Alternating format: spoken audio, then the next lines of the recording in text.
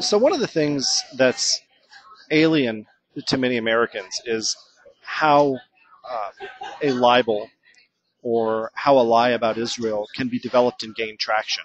Because so much of what gets said would appear on the surface, would appear at first glance to be so patently ridiculous that no one would believe it. And yet they do gain traction throughout first the Muslim world and the Arab world, and then the international community at large. Uh, can you talk a little bit about how that sort of a libel develops and gains traction, and then becomes part of the generally accepted narrative of what's going on in Israel and the Middle East? Uh, One of the things that's critical from a psychological perspective when it comes to libels is that the person spreading the myth has to add details because people end up believing things when it comes to them with concrete details. And I'll just give you two examples of very current libels that also have been going on for years. A number of years ago, the Palestinian Authority decided to say that Israel's planning to destroy the Al-Aqsa Mosque. And they've been adding details onto this for so long. And one of the recent details, which was so striking, is that Taiser Tamimi. Taiser Tamimi is a very, very serious religious leader. He's the Chief Justice of the Islamic Sharia courts for the Palestinian Authority. So he's one of the maybe two top religious figures in the country. And what he said on television recently was that Israel is planning to destroy the Al Aqsa Mosque.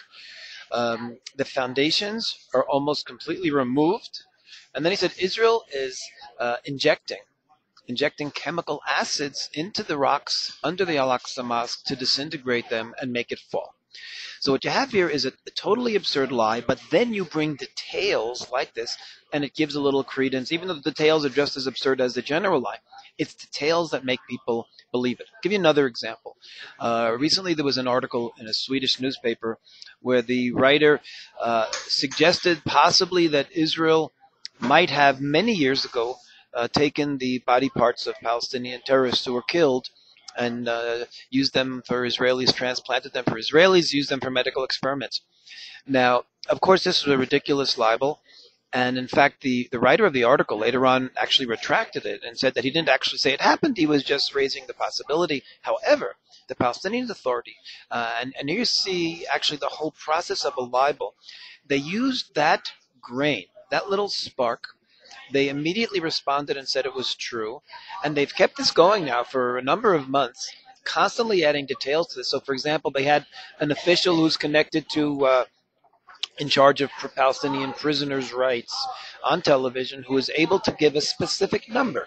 He said that 69 Palestinian prisoners and martyrs had their body parts taken out. Another example, another Palestinian official on television said that Israel has a policy of burying the Palestinians in very shallow graves. He said only 70 centimeters deep. That way they can go back afterward and harvest the body parts. Now, of course, that is totally absurd. Both historically, it never happened, but also medically, it's ridiculous. A body part has to be taken out as the person is dying to be able to use. And here he comes up with this libel. Israel's burying them 70 centimeters deep. So the details, though, as absurd as they are, make people believe there must be something to it. And psychologically it works. Psychologically it works. There are so many libels like this. There's one by the, also Taiser Tamimi started this libel that Israel is spreading AIDS amongst the Palestinians. Just this week they said Israel is spreading drugs amongst Palestinian youth.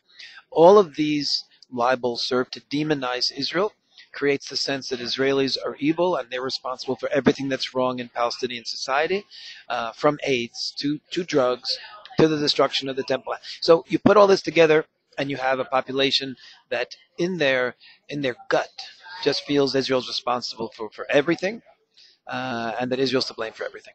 What's also interesting about one of the things that you mentioned, and then one that you didn't mention as well, the attack on the supposed attack on the Al Aqsa Mosque, the undermining of the foundations, the business with the wall bulging out on the south end, and then also there was a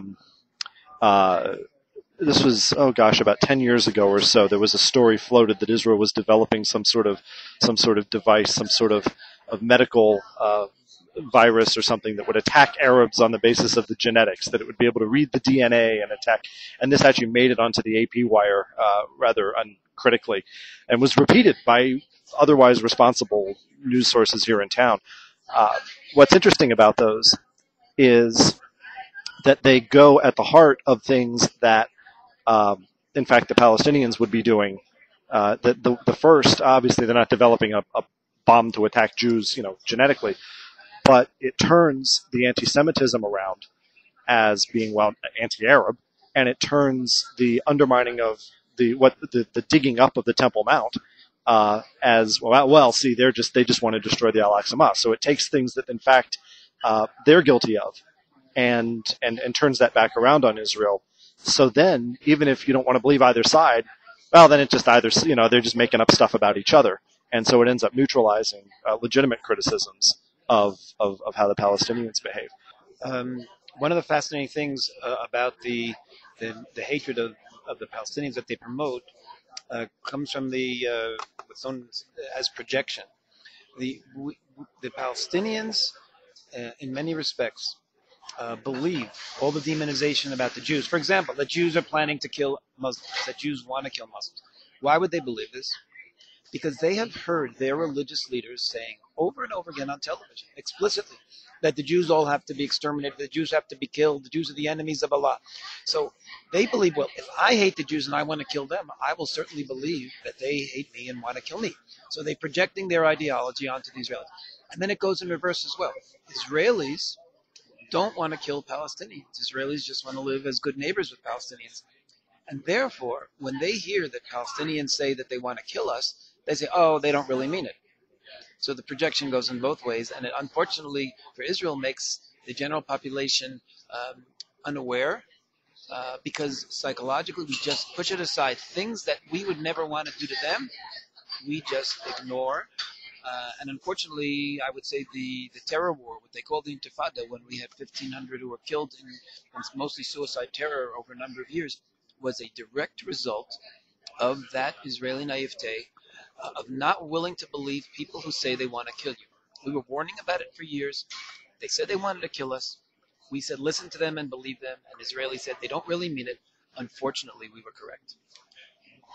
Itamar Marcus of Palestinian Media Watch, I want to thank you very much for taking time out of your breakfast to talk with us.